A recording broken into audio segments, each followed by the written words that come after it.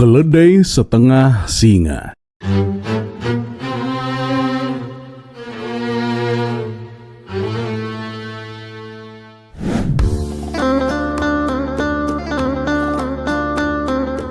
Assalamualaikum warahmatullahi wabarakatuh. Semoga semua kebaikan terlimpah kepada kita semua. Amin ya rabbal alamin. Pada suatu hari, Baginda Raja ingin kembali mengerjai Abu Nawas. Kali ini ia memerintahkan Abu Nawas untuk membawakannya seekor keledai. Tentu saja tugas tersebut sangatlah mudah. Akan tetapi, sesampainya Abu Nawas di istana, Baginda Raja berkata kepadanya, "Abu Nawas, masukkan singa itu ke dalam kandang." Awalnya Abu Nawas bingung mendengar perkataan Baginda Raja itu. "Ampun Paduka yang mulia, maksud Paduka singa yang mana?" tanya Abu Nawas. "Itu yang kamu bawa," jawab Baginda Raja. "Tapi bukankah ini seekor keledai Paduka?" sahut Abu Nawas. "Ho, mulai sekarang hewan itu adalah singa Abu Nawas. Kalau kamu tidak setuju, maka kamu akan dihukum," kata Baginda Raja. Sejenak Abu Nawas terdiam. Ia mulai menyadari bahwa dirinya telah masuk jebakan Baginda Raja. Jangan sampai aku masuk ke dalam jebakannya lebih dalam.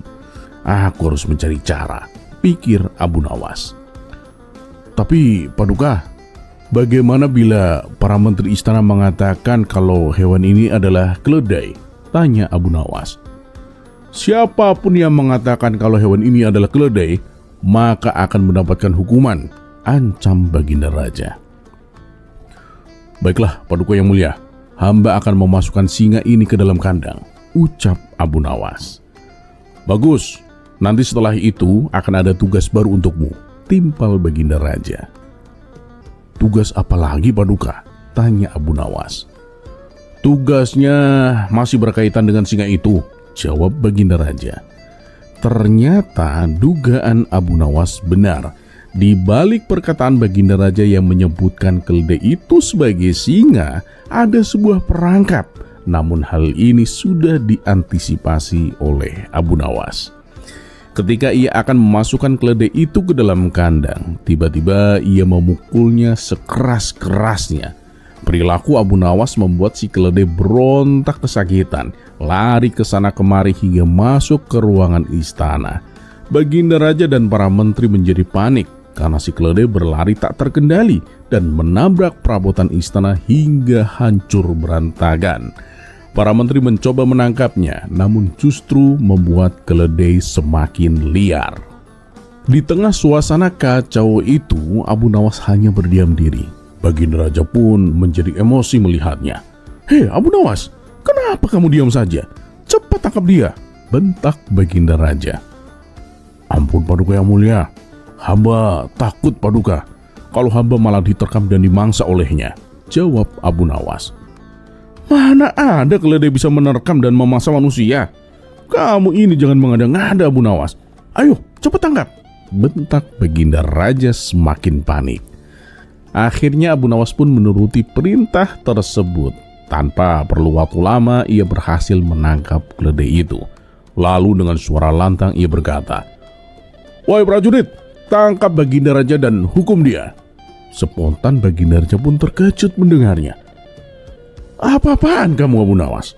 Kamu jangan kurang ajar padaku," hardik Baginda Raja. "Ampun Paduka yang mulia, saya sama sekali tidak bermaksud kurang ajar. Saya hanya menjalankan apa yang Paduka perintahkan," sahut Abu Nawas. "Maksudmu apa Abu Nawas?" tanya Baginda Raja kebingungan. "Begini Paduka, bukankah Paduka sebelumnya mengatakan bahwa siapa saja yang menyebut keledai ini bukan singa, maka akan dihukum? Tadi Paduka menyuruh saya untuk menangkap keledai tersebut.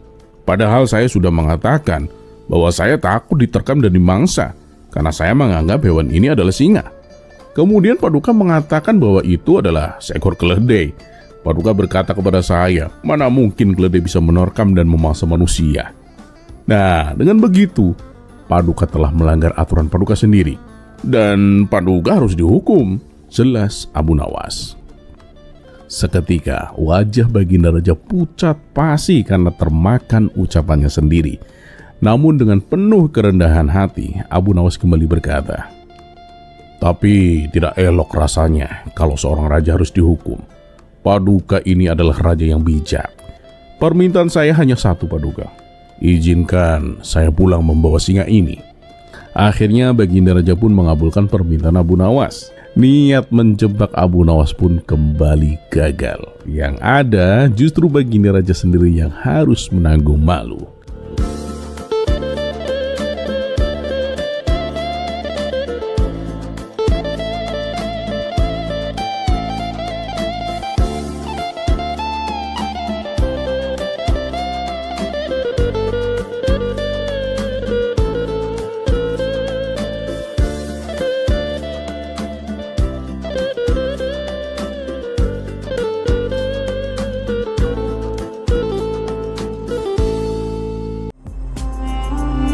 Kisah selanjutnya, buah zaitun ajaib.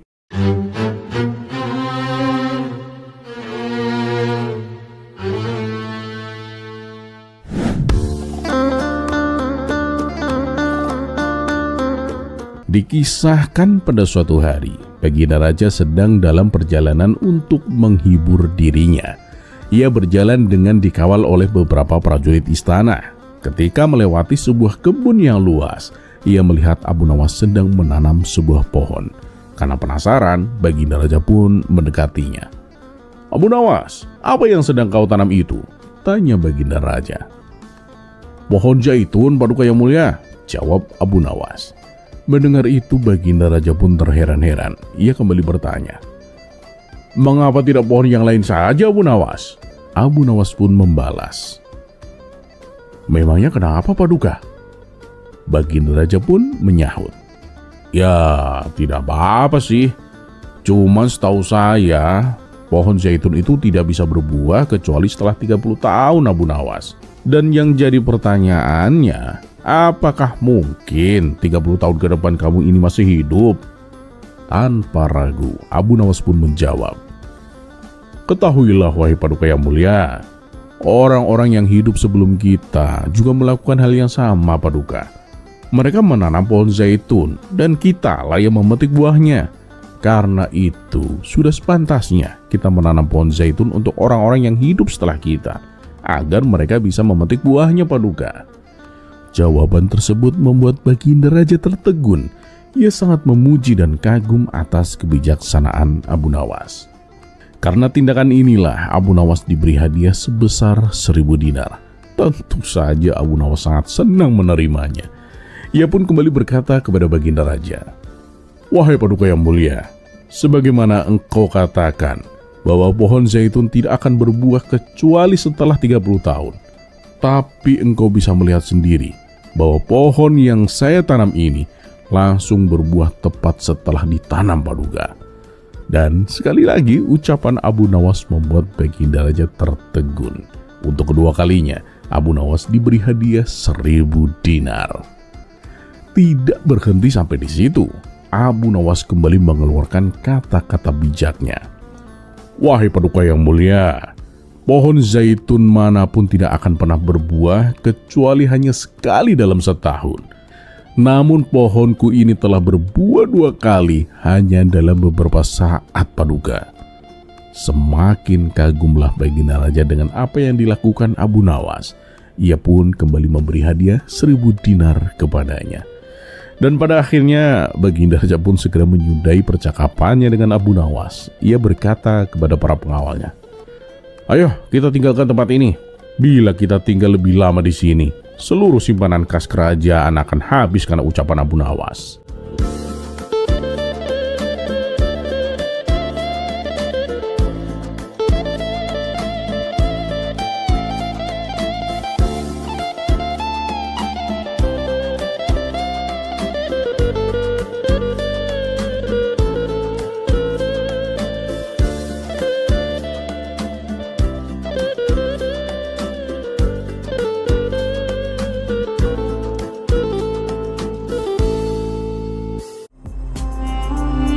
Kisah selanjutnya.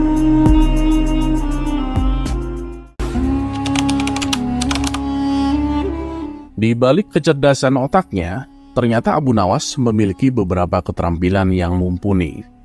Salah satunya adalah sebagai seorang penjahit. Dan bahkan sebelum menjadi orang kepercayaan Raja Harun ar-Rasyid, ternyata Abu Nawas pernah bekerja sebagai penjahit pada majikan yang bernama Tuan Amir. Ia bekerja dengan rajin, sehingga dengan mudah mendapatkan kepercayaan dari majikannya. Bagi majikan, Abu Nawas merupakan salah satu karyawan yang teladan. Meski demikian, Tuan Amir mengerti kebiasaan buruk Abu Nawas, yang kerap kali meminum atau memakan makanan kepunyaan tuannya. Pada suatu hari, Tuan Amir datang dengan membawa satu kendi madu. Melihat majikannya datang dengan membawa sebuah kendi, Abu Nawas menghampiri majikannya. "Wahai Tuan, untuk apa kendi itu? Bolehlah aku meminta isinya?" tanya Abu Nawas. Karena khawatir madu itu akan diminum Abu Nawas, maka majikannya terpaksa berbohong. Abu Nawas, kendi ini berisi racun, dan aku tidak mau nanti kamu mati karena meminumnya," jawab sang majikan. Abu Nawas yang memang mengerti benar bahwa kendi yang dibawa majikannya itu khusus untuk madu, ia tidak dapat berbuat banyak. Tak lama setelah itu, sang majikan pun pergi keluar. Pada saat itu, Abu Nawas memutar otak untuk bisa meminum madu itu tanpa menyinggung perasaan majikannya. Karenanya, Abu Nawas menjual sepotong pakaian. Hasil penjualannya itu kemudian ia gunakan untuk membeli roti. Setibanya di tempat kerja, roti itu dimakan dengan menggunakan madu milik sang majikan. Hingga tak terasa, madu itu pun habis diminum Abu Nawas. Madu itu terasa sangat nikmat, sehingga membuat Abu Nawas merasa sangat kekenyangan. Abu Nawas kemudian kembali melanjutkan pekerjaannya tanpa menunjukkan gelagat yang mencurigakan. Namun, tak lama kemudian, majikannya datang dengan membawa sepotong roti. Alangkah terkejutnya Tuan Amir ini ketika mendapati tutup kendinya terbuka dan madu di dalam kendi itu sudah habis tak tersisa. Tak hanya itu, Tuan Amir juga mendapatkan sepotong pakaiannya telah hilang. "Ini pasti ulah Abu Nawas," gumamnya dalam hati. Tuan Amir pun langsung menghampiri Abu Nawas yang lagi sibuk bekerja menjahit pakaian. "Hei Abu Nawas, apa sebenarnya yang telah terjadi? Mengapa isi kendi ini habis dan sepotong pakaian telah hilang?" tanya Tuan Amir.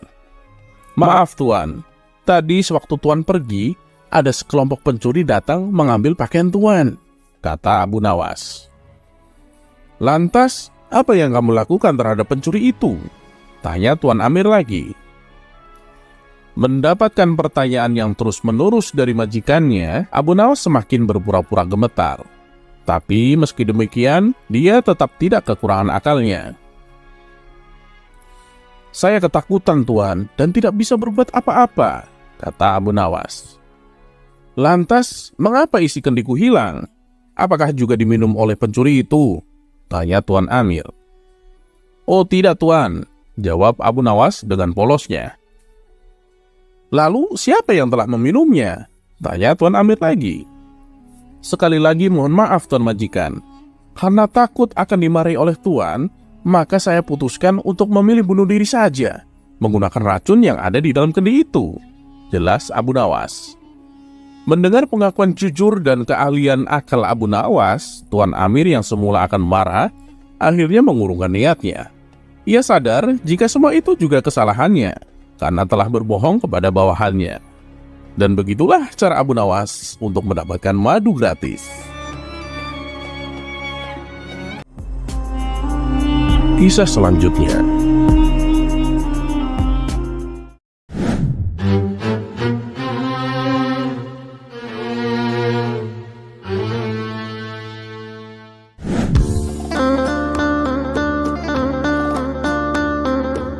Diceritakan bahwa istri Abu Nawas memiliki keahlian membuat kain dari bulu domba. Kesempatan ini langsung dimanfaatkan Abu Nawas sebagai ladang usaha untuk mendapatkan penghasilan. Akan tetapi niatan Abu Nawas tersebut awalnya sempat ditolak oleh sang istri. Ia beranggapan bahwa saat ini bulu domba harganya cukup mahal. Kalaupun sampai ditenun menjadi kain, keuntungannya tidak mencukupi. "Kamu tenang saja, aku bisa membelikanmu bulu domba dengan harga yang cukup murah," tutur Abu Nawas. Maka pergilah Abu Nawas ke pasar dan menemui seorang penjual kambing. "Mau beli kambing yang seperti apa, Tuan?" tanya si penjual. "Ya, yang harganya paling murah saja," jawab Abu Nawas. "Oh, ada, Tuan, tapi sudah tua dan kakinya juga pincang. Gimana, Tuan?" "Mana coba, tunjukkan padaku," pinta Abu Nawas. Si penjual pun lalu membawakan kambing yang dimaksud.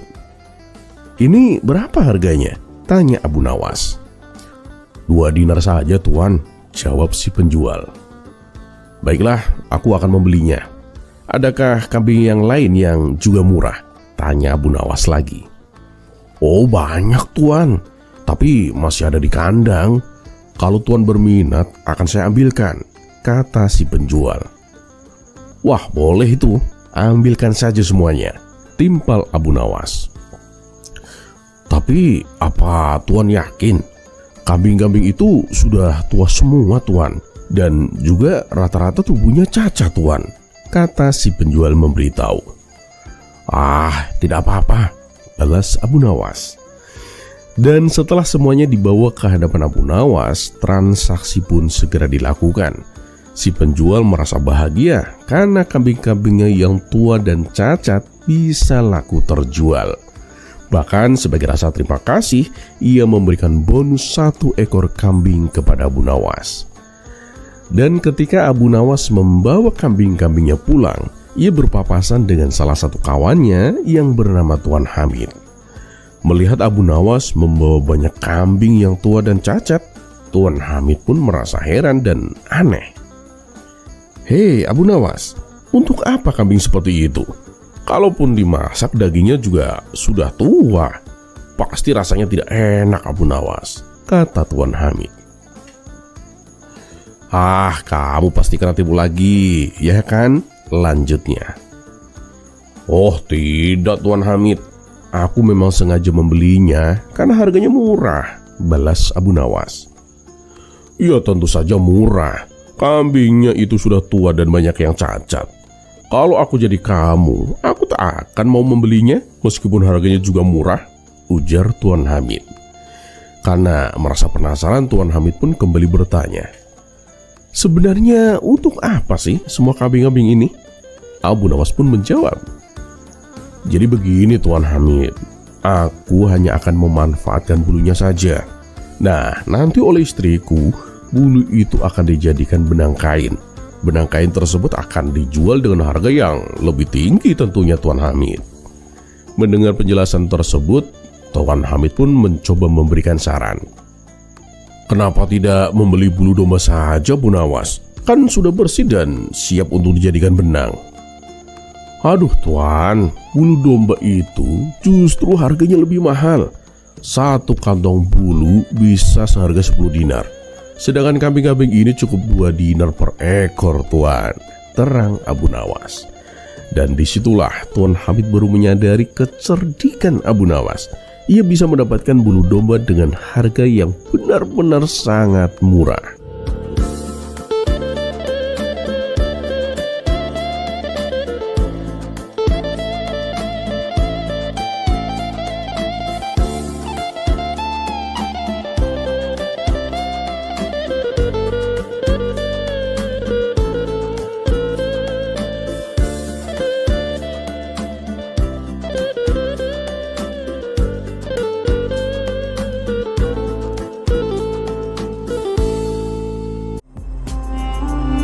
Kisah selanjutnya,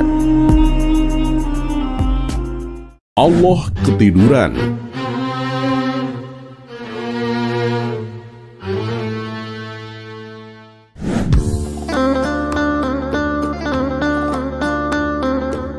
Alkisah, ada saja kelakuan orang satu ini, seakan tidak pernah kapok, Kali ini ia kembali mendatangi Abu Nawas untuk mengajaknya berdebat. Orang ateis inilah yang dulu pernah bertanya siapa yang menciptakan Allah, dan akhirnya malah bernasib sial. Melihat kedatangannya, Abu Nawas pun tetap menyambutnya dengan hangat. "Wahai kawan, ada yang bisa saya bantu?" tanya Abu Nawas. "Haha, Abu Nawas, aku ingin mengajakmu berdebat lagi," jawab si ateis. "Oh begitu, baiklah, ayo silakan masuk," balas Abu Nawas mempersilahkannya duduk di ruang tamu. Setelah keduanya duduk, Abu Nawas pun berkata, "Nah sekarang beritahu aku, persoalan apa yang ingin kamu tanyakan?" Orang ateis itu pun memulai pertanyaannya. "Begini Abu Nawas, menurutmu apakah Allah, Tuhanmu itu, yang menciptakan alam semesta ini?" "Oh iya, benar. Allah memang pencipta alam semesta ini," jawab Abu Nawas. "Baik, kalau begitu wajarnya seseorang yang bekerja pasti akan merasa lelah. Lalu ia tidur untuk istirahat. Bukankah menciptakan langit dan bumi itu perkara yang tidak mudah? Belum lagi harus mengatur seluruh makhluknya. Tentu butuh istirahat dan tidur. Nah, yang ingin aku tanyakan, apakah Tuhanmu itu pernah tidur?" tanya si ateis. "Oh, tentu saja tidak pernah lah kawan," jawab Abu Nawas tegas. "Oh ya? Mana buktinya?" desak si ateis. "Kalau untuk membuktikan ucapanku ini, kamu harus menginap di rumahku malam ini," jelas Abu Nawas.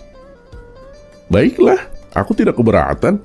Malam ini juga aku akan tidur di rumahmu," balas si ateis. Dan malam pun tiba. Saat waktunya untuk tidur, Abu Nawas menghampiri tamunya sambil membawa 2 bejana berisi air. "Untuk apa bejana-bejana ini?" tanya si ateis penasaran. "Katanya kamu ingin bukti. Turuti saja perintahku," ujar Abu Nawas.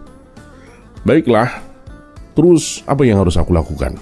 tanya si ateis lagi.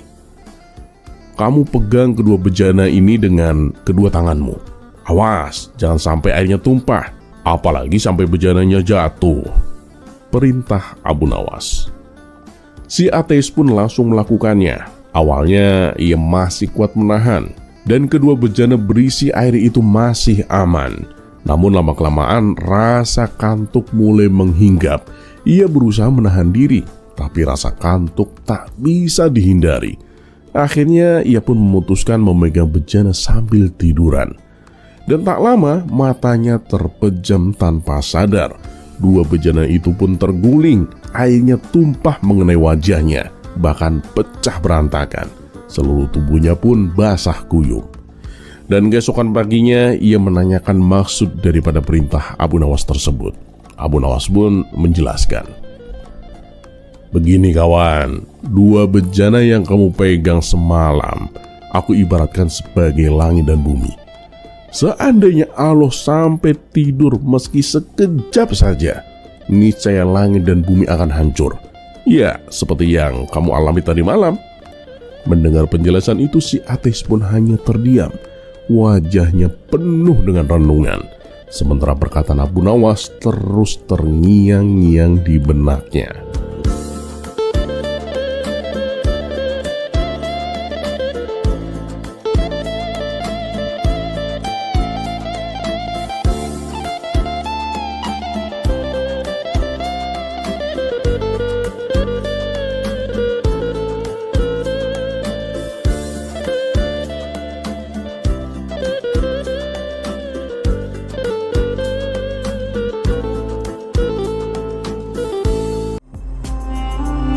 Kisah selanjutnya, Allah tidak ada.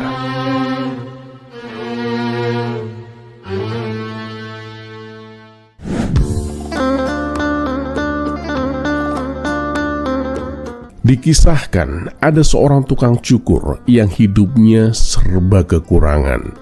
Meskipun ia sudah membuka usaha di kota, namun jasa cukurnya selalu sepi. Hal ini membuatnya hampir putus asa. Suatu hari datanglah Abu Nawas ke tempat itu untuk memotong rambut. Si tukang cukur pun langsung menyambutnya dan mempersilahkannya duduk. Dan setelah selesai, Abu Nawas pun memberikan sejumlah uang sebagai upah jasa. Namun saat memberikan uangnya, Abu Nawas menangkap kesedihan pada wajah si tukang cukur. "Kenapa denganmu? Apa yang membuatmu murung?" tanya Abu Nawas. Tiba-tiba si tukang cukur pun menjawab dengan sesuatu yang sangat mengejutkan. "Apa Tuan percaya kalau Allah itu ada?" tanya balik si tukang cukur. "Oh iya, saya percaya. Memangnya kenapa?" sahut Abu Nawas. "Tapi saya tidak percaya kalau Allah itu ada," timpal si tukang cukur. "Tentu saja Allah itu ada, kawan," jawab Abu Nawas. "Kalau Allah itu memang ada, kenapa hidup saya menderita? Kenapa Allah membiarkan saya sengsara?" ujar si tukang cukur. "Itu merupakan ujian untukmu, kawan, dan Allah akan melihatmu apakah kamu bisa bersabar atau tidak," tutur Abu Nawas. "Loh, katanya Allah itu Tuhan Maha Pengasih dan Maha Penyayang. Masa ada Tuhan yang tega memberikan ujian yang membuat hambanya menderita?" protes si tukang cukur.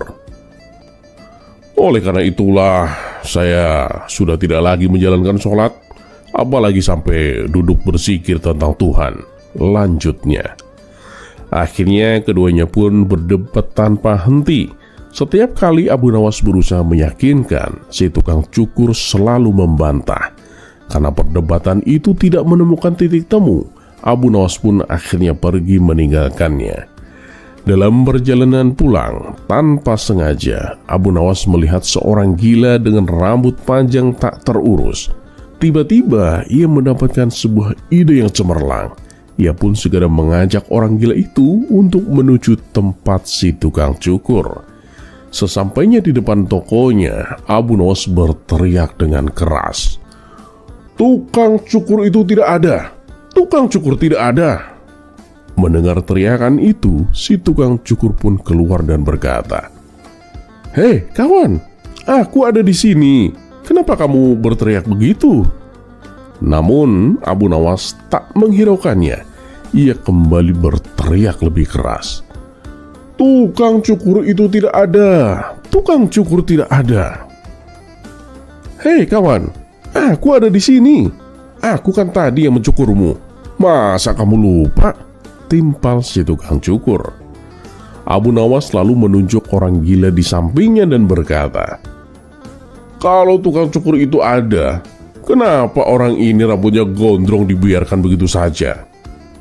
"Ya, itu karena dia tidak datang kepada aku. Lantas bagaimana aku bisa mencukurnya?" jawab si tukang cukur.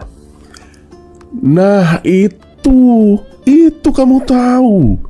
Begitu pula kalau kamu tidak mau datang kepada Allah, bagaimana Allah akan menolongmu?" balas Abu Nawas. Kali ini si tukang cukur pun hanya terdiam. Abu Nawas pun segera pergi meninggalkannya.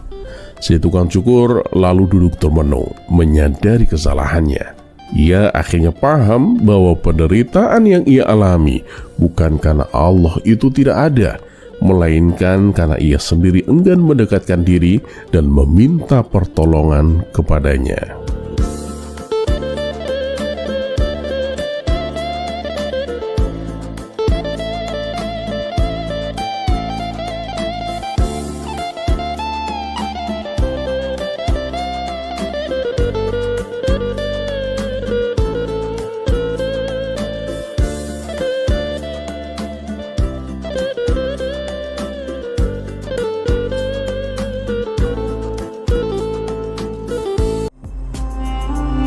Kisah selanjutnya, Bulan Gila.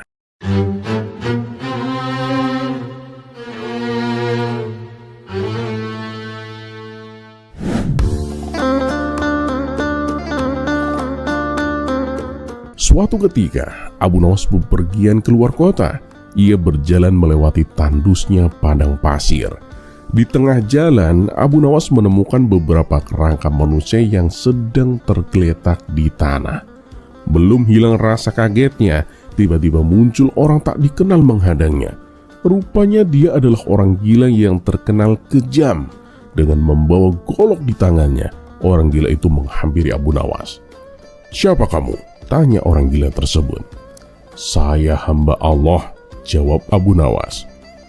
"Saya juga hamba Allah. Yang saya maksud, nama kamu siapa?" bentak orang gila itu emosi.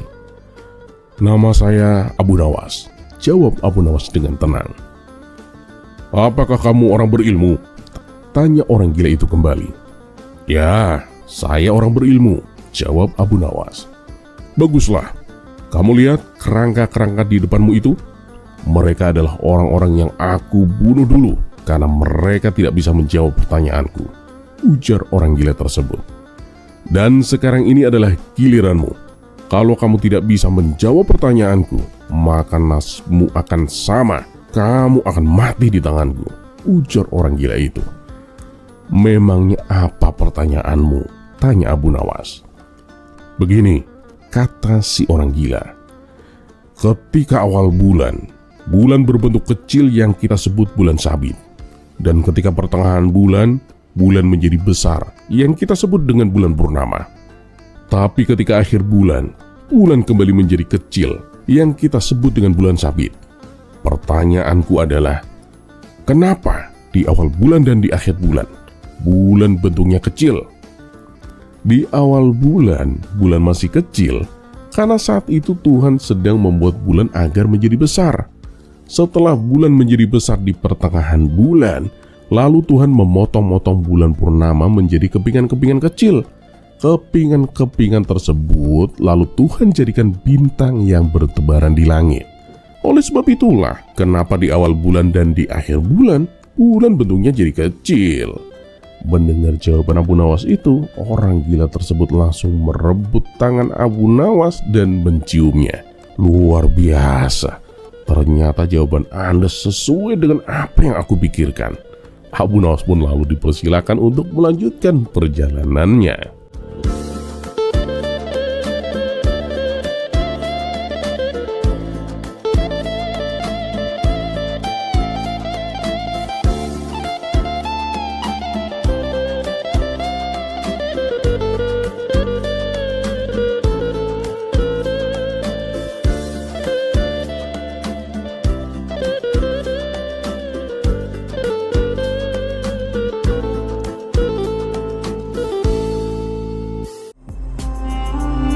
Kisah selanjutnya, salah rombongan.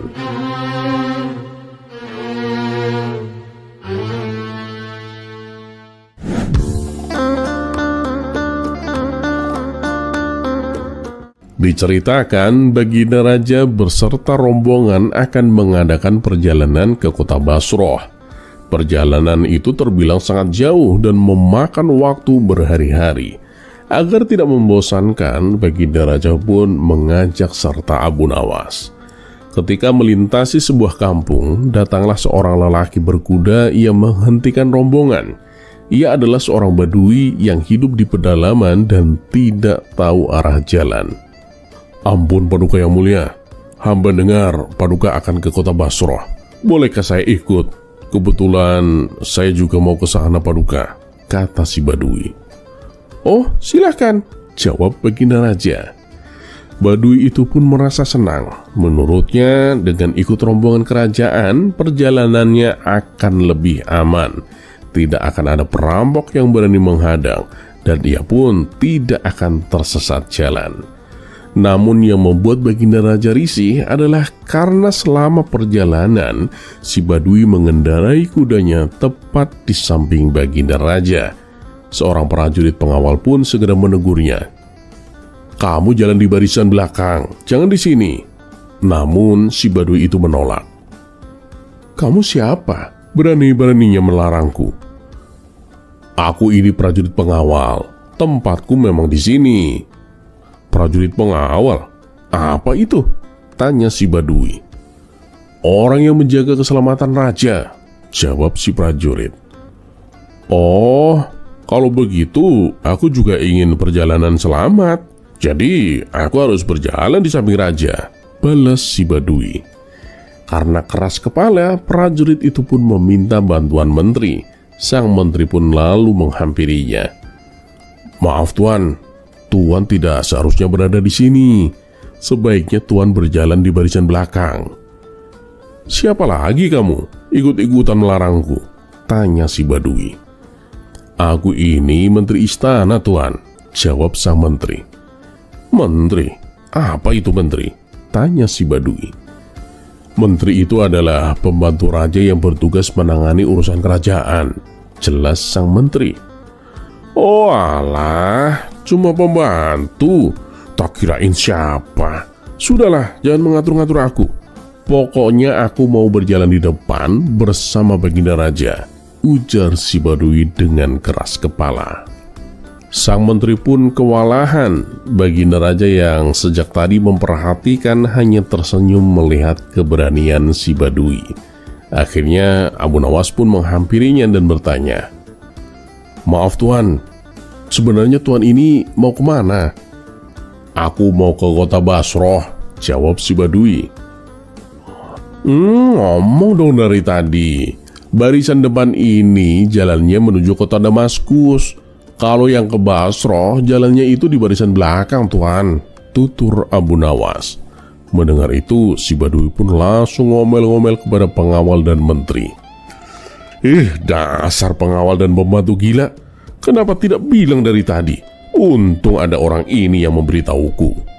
Dan karena tak ingin tersesat nyampe ke kota Damaskus, ia pun segera pindah ke barisan paling belakang. Melihat ulah Abu Nawas itu, Baginda Raja pun tertawa terpingkal-pingkal menyaksikan kecerdikan sahabatnya itu.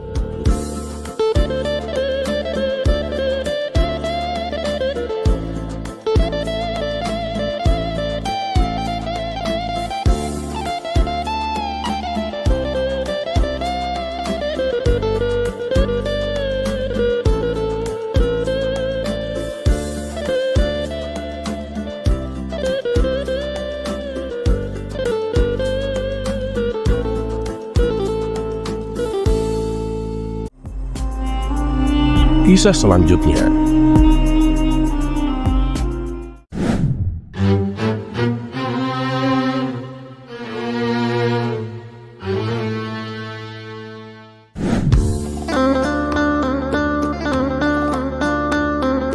Di masa kejayaan Baghdad, ketika kekhalifahan Abbasiyah tengah berjaya, tersaji sebuah kisah tentang seorang pejabat ambisius bernama Hakim. Hakim dikenal di istana sebagai sosok yang rakus akan kekuasaan, selalu menyusun intrik untuk menyingkirkan saingan dan mencuri perhatian khalifah. Ambisinya yang menyala-nyala membuatnya rela mengorbankan segalanya demi mencapai puncak kekuasaan. Namun, tidak ada rahasia yang bisa tersembunyi di hadapan Abu Nawas, penyair cerdik yang terkenal dengan kepiawaiannya dalam menyindir dan mengajarkan pelajaran hidup melalui humor. Suatu malam, ketika langit Baghdad dipenuhi bintang, Abu Nawas mendengar bisik-bisik tentang rencana licik Hakim. Dengan senyum tipis di bibirnya, Abu Nawas pun merencanakan sebuah pertemuan yang tampak biasa, namun syarat dengan makna. Di sebuah kedai kecil yang remang-remang, Abu Nawas mengundang Hakim untuk berbincang santai. Sambil menyeruput segelas anggur, Abu Nawas pun berkata, "Wahai Hakim, apakah engkau tahu bahwa kekuasaan itu bagaikan air mancur yang tinggi? Semakin tinggi engkau mendakinya, semakin besar pula resiko engkau terpeleset dan jatuh, Hakim."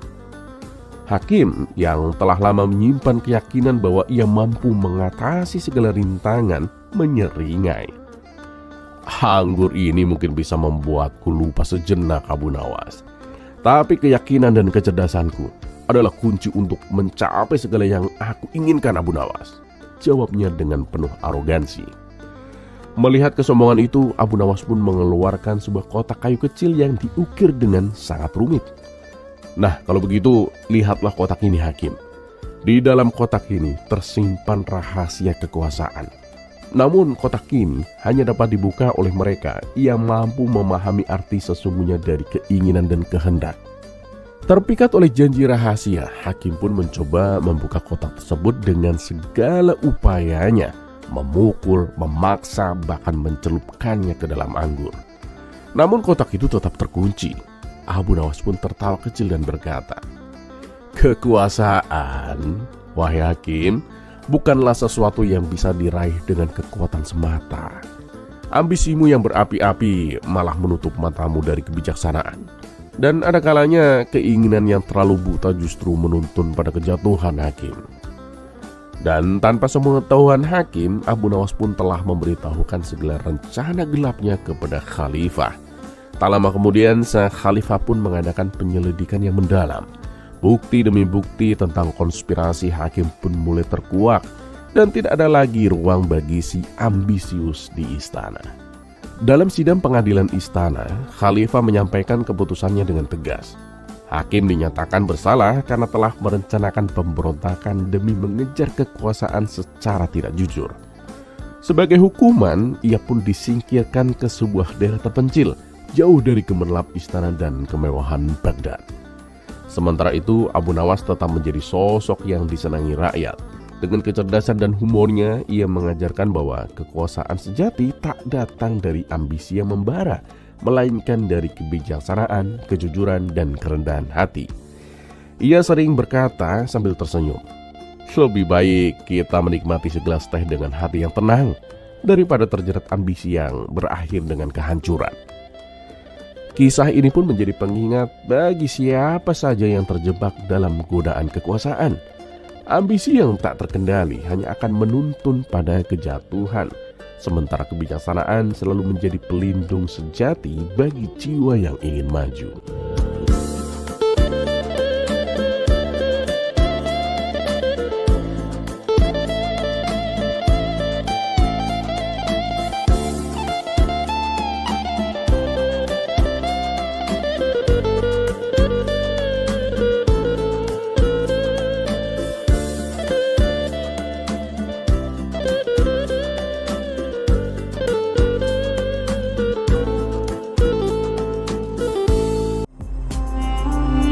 Kisah selanjutnya.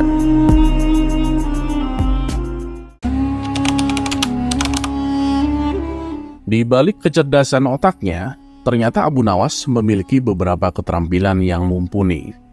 Salah satunya adalah sebagai seorang penjahit. Dan bahkan sebelum menjadi orang kepercayaan Raja Harun ar-Rasyid, ternyata Abu Nawas pernah bekerja sebagai penjahit pada majikan yang bernama Tuan Amir. Ia bekerja dengan rajin, sehingga dengan mudah mendapatkan kepercayaan dari majikannya. Bagi majikan, Abu Nawas merupakan salah satu karyawan yang teladan.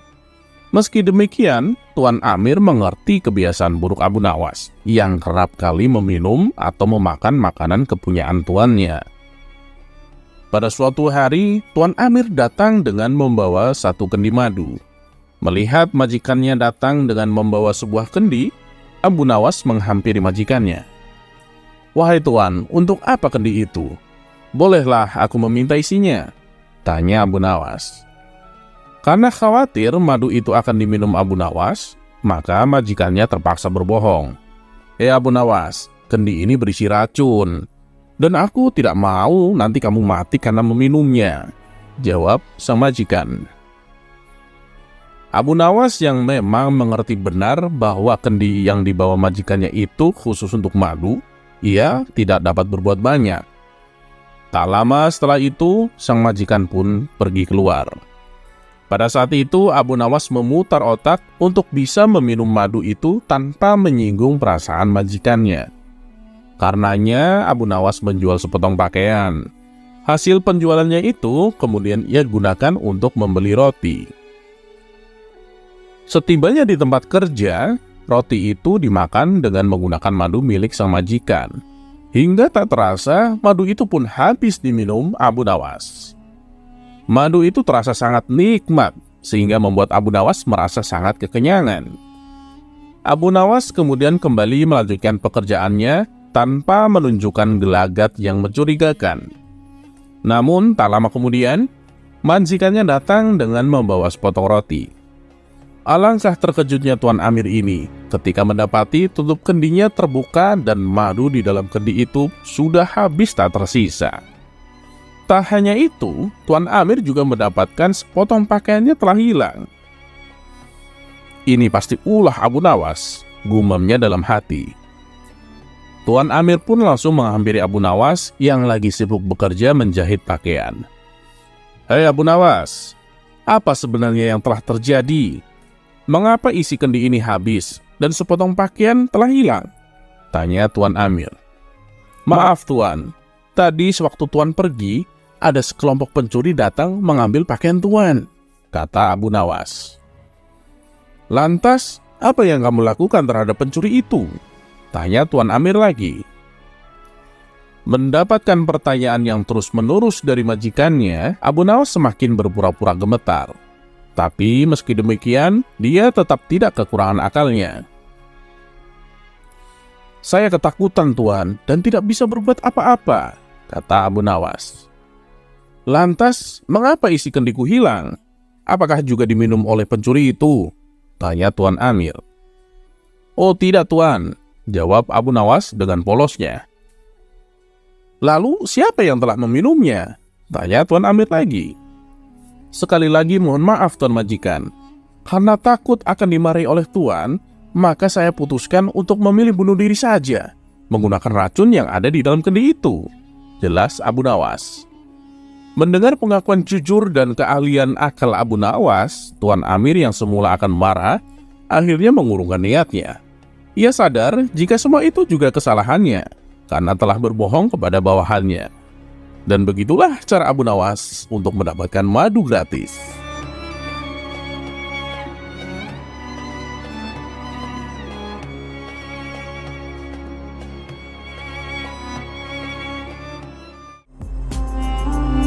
Kisah selanjutnya,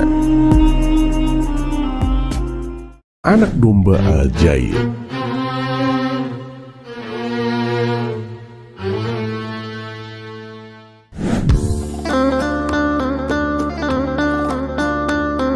Di suatu pagi yang cerah, Abu Nawas duduk santai di depan rumahnya. Sang istri lalu menghampiri sambil membawakan secangkir teh hangat. "Wahai suamiku, sepertinya ada sesuatu yang sedang kamu pikirkan," kata sang istri membuka percakapan. Abu Nawas yang dari tadi melamun segera menyambut ucapan istrinya. "Iya nih, aku sedang memikirkan soal kurban di hari raya Idul Adha. Aku ingin sekali berkurban, tapi uangku kan hanya sedikit," jawab Abu Nawas. "Idul Adha kan masih setengah tahun lagi. Bagaimana kalau kamu beli anak domba saja sekarang? Harganya kan pasti lebih murah. Nanti saat Idul Adha tiba, domba itu sudah besar," saran sang istri. "Wah, benar juga katamu," sahut Abu Nawas. "Baiklah, aku akan ke pasar hewan sekarang juga." Dan sesampainya di pasar, Abu Nawas pun sibuk berkeliling mencari anak domba yang sesuai dengan isi kantongnya. "Waduh, Tuan, kalau cari anak domba dengan uang segitu sih agak sulit, Tuan. Tapi kalau Tuan mau, aku ada. Hanya saja ya anak dombanya kurus, Tuan," kata salah satu pedagang. "Ya udahlah, coba aku lihat," pinta Abu Nawas. Si pedagang pun lalu memperlihatkan seekor anak domba yang kurus dan kecil. "Aduh, kurus sekali ini. Ukurannya juga lebih kecil daripada anak domba pada umumnya," pikir Abu Nawas. "Bagaimana Tuan? Apakah Tuan berkenan?" tanya si pedagang. Awalnya Abu Nawas tampak ragu, tapi karena hanya itu yang terjangkau olehnya, akhirnya ia pun membelinya. "Kalau dirawat dengan baik dan diberi makan yang cukup, domba ini pasti akan tumbuh besar dan gemuk," pikir Abu Nawas. Setelah transaksi selesai, Abu Nawas pun membawa pulang dombanya. "Wah istriku, ini dia anak domba yang berhasil aku beli," ucap Abu Nawas. Sang istri pun senang melihatnya. "Nah, kamu harus rajin memberinya makan. Jangan sampai telat, biar dombanya cepat gemuk," pesan istrinya. Abu Nawas pun lalu membuat kandang kecil di samping rumah sebagai tempat tidur anak domba itu. Namun belum juga 2 hari ia memeliharanya, musibah terjadi. Anak domba itu hilang dicuri orang. Peristiwa itu terjadi pada malam hari. Abu Nawas melihat ada seorang yang mencurigakan mendekati kandang. Ternyata benar orang itu mengambil anak dombanya dan langsung kabur. Abu Nawas berusaha mengejar, tapi pencuri itu sudah jauh menghilang. Sebenarnya ia sempat mengenali wajah pencuri itu. Tak lain adalah tetangganya sendiri, yaitu Abu Jahil. Namun karena tak punya cukup bukti, Abu Nawas tak berani menuduhnya sembarangan. Tega benar Abu Jahil, padahal aku membelinya dengan susah payah, sesal Abu Nawas dalam hati. Seminggu pun berlalu, Abu Nawas masih belum menemukan cara untuk mengungkap kebenaran. Hingga sampai pada suatu hari datanglah Tuan Hamid ke rumahnya. Abu Nawas, nanti malam jangan lupa ya datang ke rumahku. Aku akan mengadakan acara syukuran, tutur Tuan Hamid. Insya Allah Tuan, saya akan datang. Tapi ngomong-ngomong siapa saja yang diundang Tuan? Tanya Abu Nawas.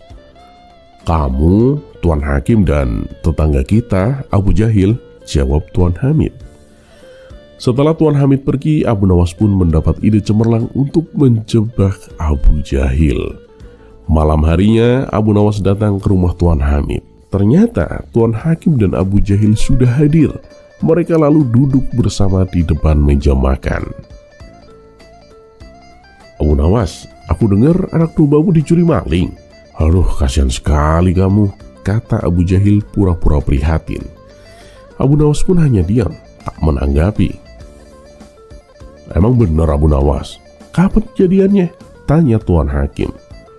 Benar Tuan Hakim, kejadiannya sudah sekitar seminggu yang lalu lah, jawab Abu Nawas. Tak lama kemudian Tuan Hamid membawa sepanci sop kambing yang harum dan menggoda. Abu Jahil pun tampak girang. Kelihatannya sedap sekali ini.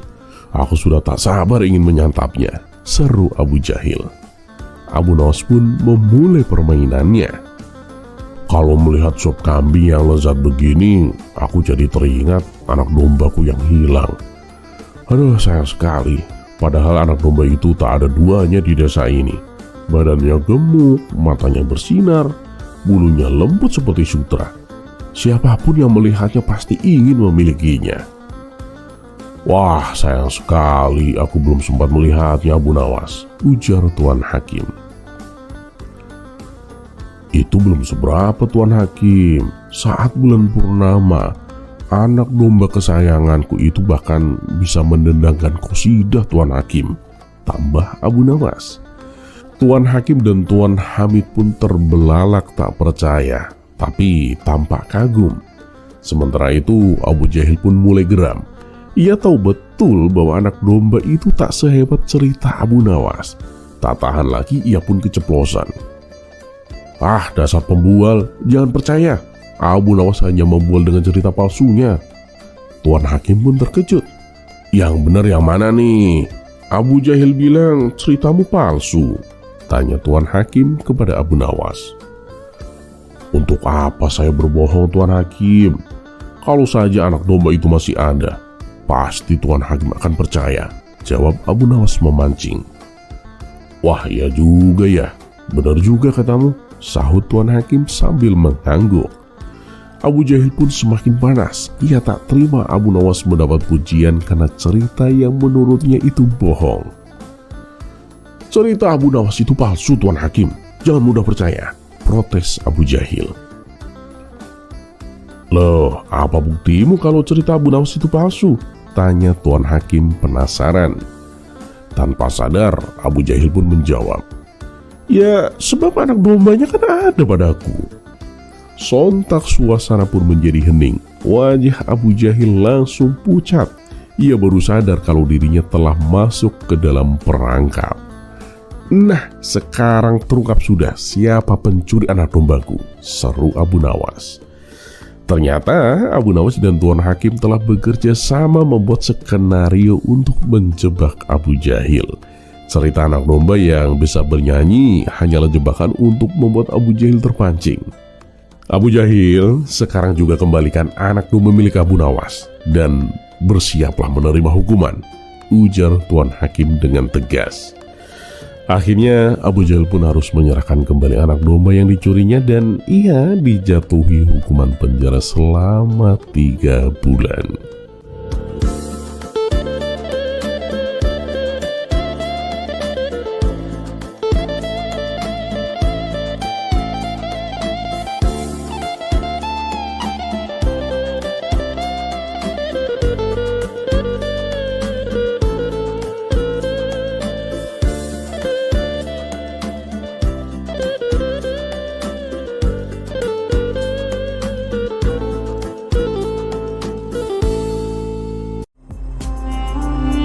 Kisah selanjutnya. Di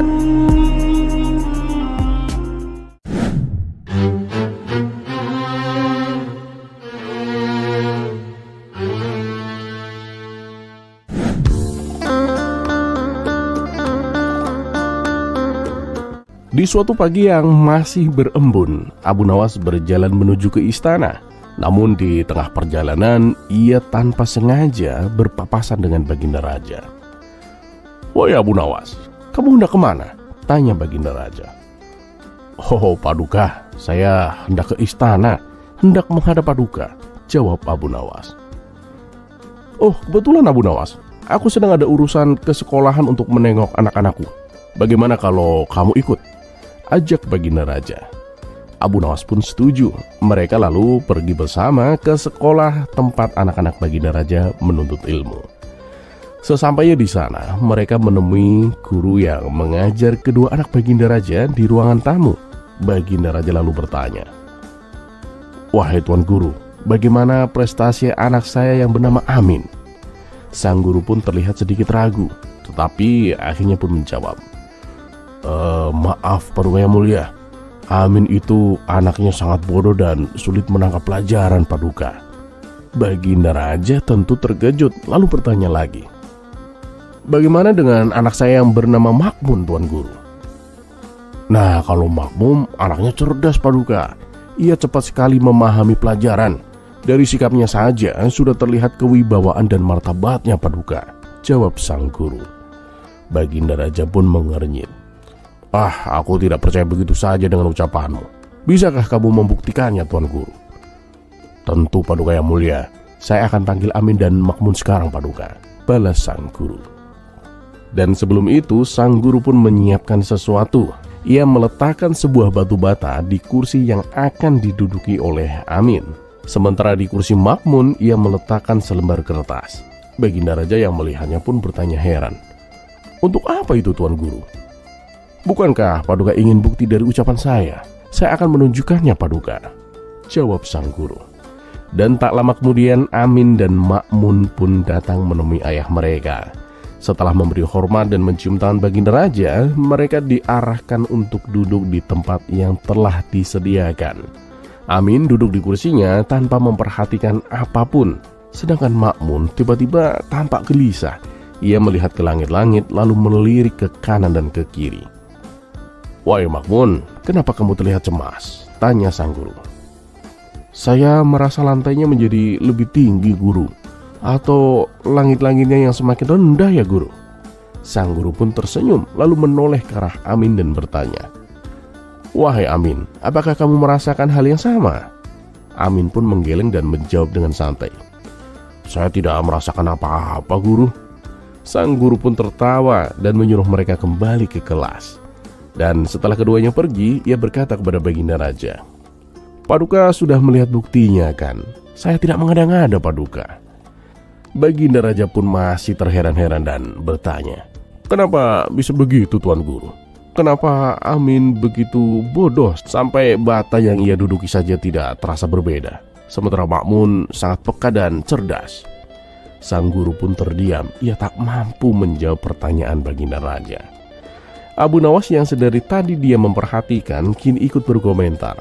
Ia tersenyum dan menjelaskan, "Jadi begini Paduka, meskipun Amin dan Makmun adalah putra Paduka, mereka itu kan berasal dari ibu yang berbeda. Ada dua alasan mengapa seorang anak bisa memiliki kecerdasan luar biasa, Paduka. Nah, yang pertama, jika suami dan istri berhubungan dengan rasa cinta yang tulus, maka anak mereka akan tumbuh cerdas, Paduka. Nah, yang kedua, jika pasangan suami istri tidak berasal dari garis keturunan yang sama, anak mereka akan menjadi bijaksana dan berwibawa, Paduka. Baginda Raja pun masih belum sepenuhnya paham. Yang kamu maksud dengan garis keturunan yang sama itu bagaimana, Abu Nawas? Maksudnya masih satu kerabat atau satu keturunan, Paduka, jawab Abu Nawas. Ya, ini berlaku dalam banyak hal, bahkan pada tumbuhan dan hewan. Nah, jika sebuah pohon dicangkok dengan jenis lain, maka buahnya akan lebih baik. Begitu juga dengan hewan. Jika seekor kuda dikawinkan dengan keledai, maka akan lahir Bagal, hewan yang kuat, cerdik, dan pandai. Itulah sebabnya Amin kurang cerdas, Paduka. Karena Paduka dan Permaisuri Zubaidah berasal dari garis keturunan yang sama. Nah, sementara Ma'mun kan lebih cerdas, karena ibunya berasal dari garis keturunan yang berbeda dengan Paduka. Baginda Raja pun tertawa terbahak-bahak mendengar penjelasan Abu Nawas. Dasar orang gila kamu, Abu Nawas, ujarnya sambil tertawa. Namun sang guru yang juga mendengar penjelasan Abu Nawas justru mengangguk setuju dan mempercayai ucapan Abu Nawas.